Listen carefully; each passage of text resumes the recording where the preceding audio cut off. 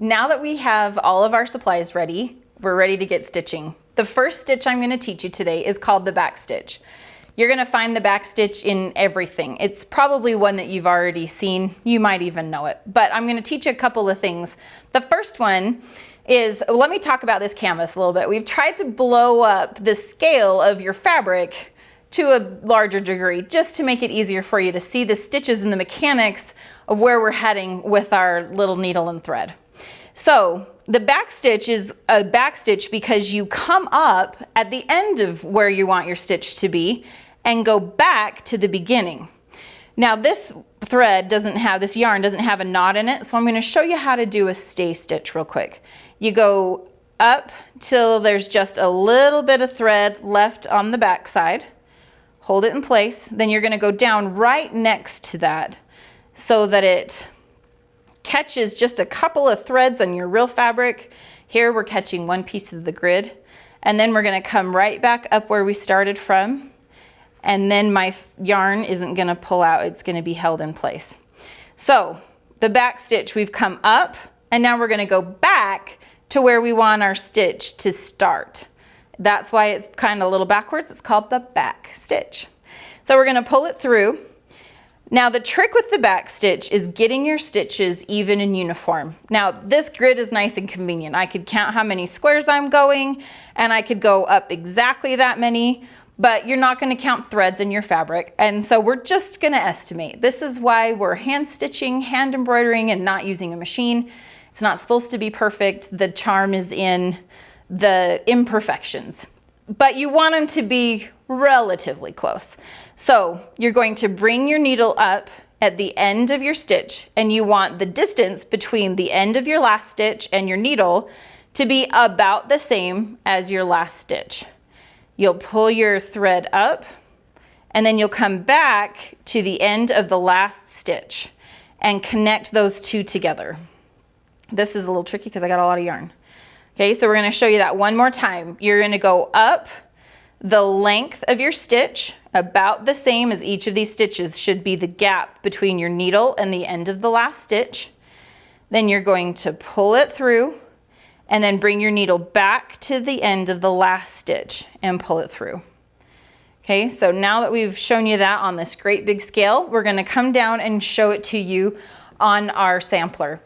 Now the sampler is called a sampler because it lets you sample a bunch of different kinds of stitches. But if you have not done embroidery before, I would suggest getting a separate little hoop, or before you put your pattern and stitching into your big hoop, get a scrap piece of fabric that you can throw away when you're done and trace out some lines for yourself so that you can practice all of these different stitches and getting the hang of how it feels, making sure you have your tension right. All of these things are going to come as you've practiced, so I recommend practicing just a tiny bit on a hoop first. Now I have drawn here for the back stitch a straight line, which is what I've just shown you, and a curved line. And the reason for that is you are the boss of how long your stitches are. You get to decide if they're long stitches or short stitches, but when you come to curves, like on this curvy line, you're going to need shorter stitches to maintain the integrity of that curve. Now, when you're doing something that has curves and straight, like this sewing machine here, you want to make sure that the little curved stitches that you need to make this turn on the throat of your machine aren't so much different than the stitches on your straight part.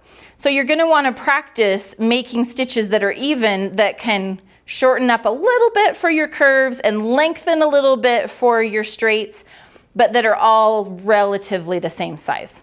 So I'm going to show you how that works on this machine. Like I said, if you haven't done it before, start on your scratch fabric first. Now with our back stitch, I showed you that you're coming up and coming back down through where your original hole was. So this is an instance where not having a knot is actually kind of nice. So I'm going to show you the stay stitch again, this time on the sampler. So you're going to come up, and you want your stay stitch to be somewhere that will be hidden by a stitch. Now in this case, it's going to be right on your line. If we get to a further place and we're doing a different kind of stitch, anywhere that's going to be hidden by fabric, it doesn't have to be right at the beginning or end of a stitch, just somewhere that's going to hold it in place. So I'm going to pull up my thread. Now this is where I want to turn my hoop over, and I'm watching my thread. I want to make sure that I catch it before it's all the way gone, but I just want to leave a little bit of a tail. When I'm done, I'll come back and trim this off, but I want to just make sure that I have enough to kind of hold on to so that I don't yank my thread all the way out and have to start again. I have my thread through. I'm going to bring it back down into my line just a couple of threads over, right next to, but not in the exact same spot. And I'm going to bring down my thread so you can see there's a teeny tiny little stitch just right in there.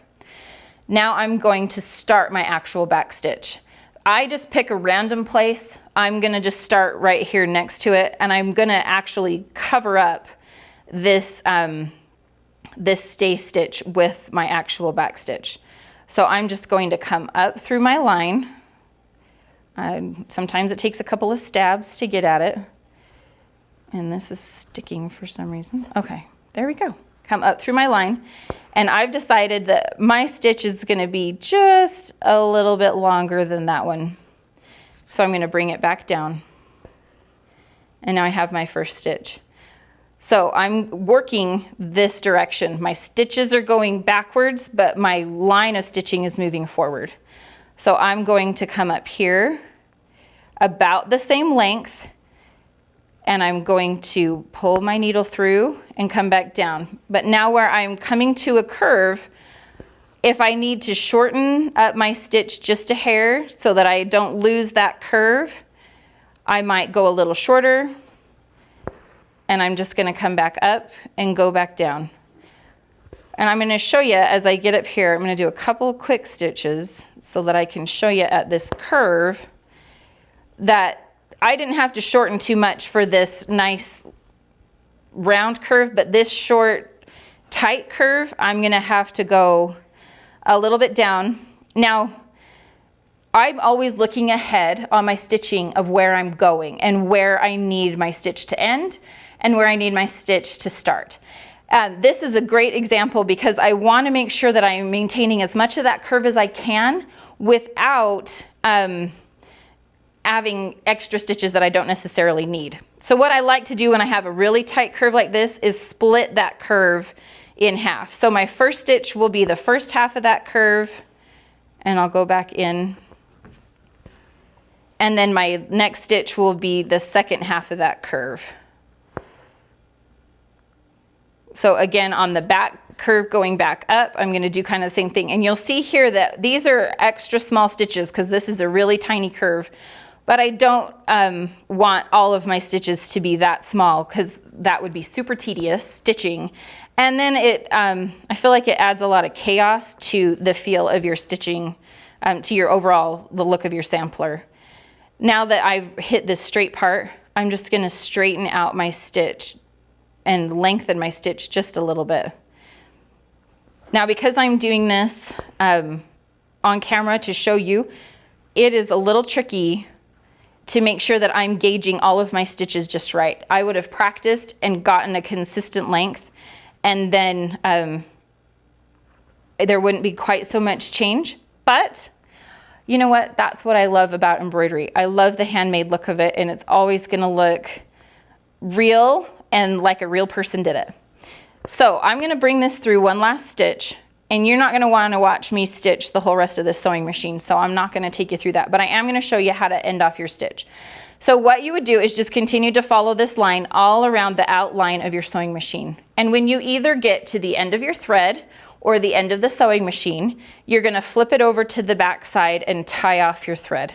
Now there's two different ways of doing this. Again, I talked about when we were threading our needles, sometimes you want knots in the back because it's fast and easy, and sometimes you don't want knots because you want it to be a nice flat back. So I'm going to show you both ways. One, the fast way that I like to do is just create a knot. I'll just run my needle through the back of a stitch until there's a loop, and then I'll just run it through that loop and tighten it down. And a lot of times I'll just do that twice to create a couple of little knots, and then I'll just snip off my fabric or snip off my thread just right at the end of that knot. If you don't want to have knots in it, you're trying to get a smooth finish, then an easy way to end off your thread is to just run it through a couple of stitches along the plane of it, so just under a couple of stitches, and then turn around and run it back the other direction a little bit further up from that. So basically you're doing a stay stitch, but instead of doing it in the fabric, you're doing it in the backs of the stitches you already have right here. So once you've pulled that through, then you can just clip it off, and you're just gonna want to leave just a tiny bit because you don't want any shadows coming through or anything. And then I'll trim off this little tail that we had from our stay stitch. And then you're ready to either change colors, change threads, or finish off that shape. So practice your back stitch, sew around the edges of your sewing machine, and then we're going to switch threads and we're gonna start working on our fern leaf stitches.